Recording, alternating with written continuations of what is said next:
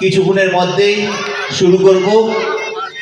এই বাউল সঙ্গীতকে নিয়ে সারা বছর আমাদের এখানে স্থানীয় মানুষদের মধ্যে একটা উত্তেজনা থাকে। তারা জানে যে প্রতি বছর শ্যামা পূজার পরে আমাদের এই বাউল সঙ্গীত হয়, বাউল মেলা হয়। সেই আশাতে তারা সারা বছর বসে থাকে।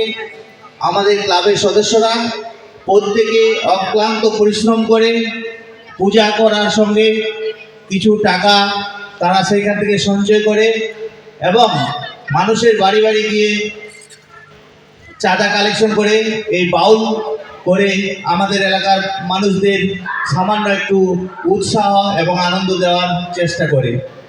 আমি এই বাউল সঙ্গীতের পরিচালনায় যারা আছেন তাদেরকে অসংখ্য ধন্যবাদ জানাচ্ছি এবং আশা করছি আমাদের এবারকার বাউল সঙ্গীত অন্যান্য বাদের তুলনায় খুব আনন্দময় হয়ে উঠুক, এটুকু আশা